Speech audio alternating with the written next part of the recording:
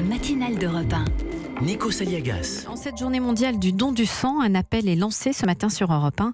Les stocks sont au plus bas, à un niveau jamais atteint depuis 2011. Nikos, vous recevez pour en parler François Toujas, le président de l'établissement français du sang. Bonjour François Toujas. Bonjour Nikos. La situation est à ce point dramatique? Alors la situation n'est pas dramatique, elle est préoccupante puisque en fin du mois de mai, nous avons atteint des niveaux bas aux alentours de 80 000 réserves, stocks, et il faut effectivement que nous puissions assez rapidement augmenter ces réserves, d'où les opérations que nous lançons. Et la campagne 80 000, ça représente quoi? Il vous en faut combien en vrai? Il nous faudrait environ 100 à 120 000 stocks, et nous sommes aujourd'hui qu'à 85 000. Il faut donc que pendant tout le mois de juin et le mois de juillet, nous puissions nous mobiliser. On donne notre sang. Comment vous l'expliquez, ce chiffre? Alors, c'est assez régulier qu'en fin du mois de mai, avec tous les ponts, nous ayons des difficultés. Puis cette année, les ponts étant au milieu de semaine, il y a eu moins de gens qui sont venus donner, et puis sûrement des équipes qui étaient aussi moins présentes. Problème de calendrier, problème d'engagement aussi.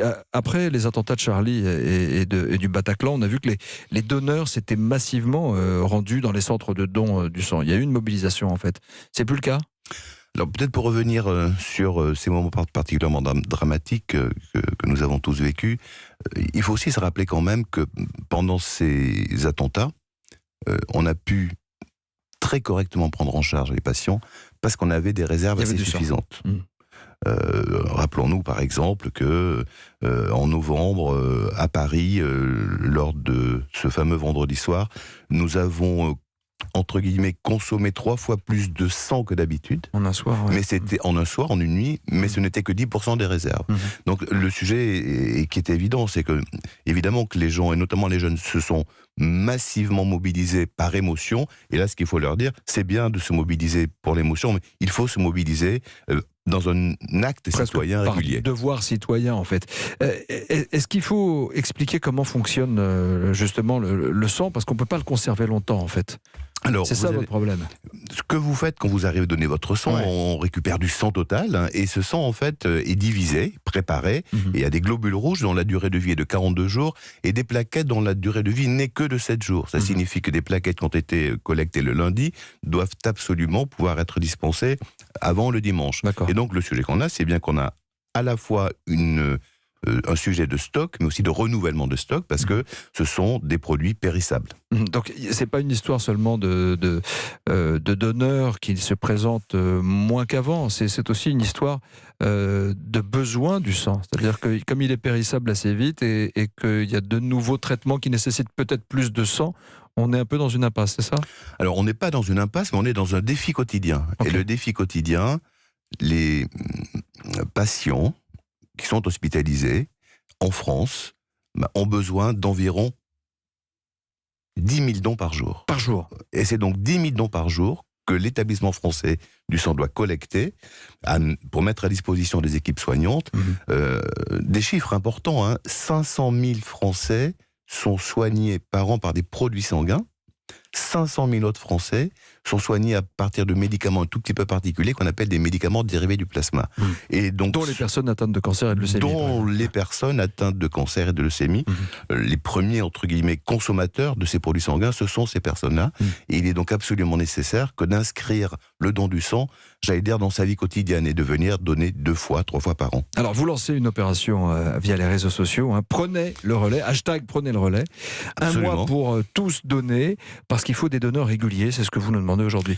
Mais on a du mal à recruter. Pourquoi les gens ont peur de l'aiguille? Ils ont peur d'être fatigués? Expliquez-nous un peu les mythes et réalités autour du don du sang. Alors, mythes et réalités, est-ce que c'est dangereux de donner son sang? Absolument pas.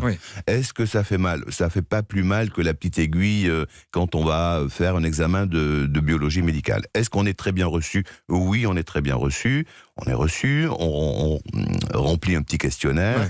Le questionnaire... Ça dure 5 minutes, quoi. Ça va vite. 10 minutes pour un don de sang. Et en 10 minutes, on peut sauver 3 vies. Voilà. Donc ça, c'est important de dire que c'est quelque chose qui est... que tout le monde peut faire quand on a entre 18 et 70 ans. Appel aux auditeurs. Et qu'on pèse plus de 50 kilos. Et qu'on soit aussi en bonne santé. Et qu'on soit donc en bonne santé, c'est important. Et il existe aujourd'hui des produits de synthèse qui pourraient se substituer au sang? La recherche avance à grands pas et c'est heureux. Il n'y a pas aujourd'hui, dans les 15 à 20 ans qui arrivent, de produits de substitution. Il faut donc le dire très clairement, les produits sanguins sont absolument nécessaires et le fait de donner son sang reste extrêmement important dans la prise en charge des malades. Cette semaine, sur notre antenne, dans la matinale d'Europe 1, lors de la chronique Innovation d'Anis Mbida, on a appris qu'on pouvait convertir du sang, par exemple, de groupe A, qui est le plus répandu en France, en sang de groupe O, qui est celui le sang des donneurs universels, je crois. O+. C'est quelque chose d'important, on peut le faire ou c'est une expérimentation qui est menée. Que disent les médecins? C'est une expérimentation. C'est une expérimentation, et ce que disent les médecins, c'est attention, nous avons besoin de tous les groupes sanguins. On a aujourd'hui absolument une nécessité absolue qui est celle de faire en sorte que nous puissions trouver dans des donneurs divers les produits sanguins et les groupes sanguins nécessaires pour des patients qui ont eux aussi une diversité de groupes sanguins. Quel est le groupe sanguin le plus rare? Alors le plus rare, il y a des groupes sanguins où il y a 10 ou 15 personnes à peine. Vous voyez, donc on a un système de groupes sanguins où il y a plus de 300 groupes sanguins. Par exemple. Mais le O est un groupe qui finalement est important pour nous. Le O positif. Le O positif. Ouais, le O positif. Si vous êtes O positif, donnez votre sang.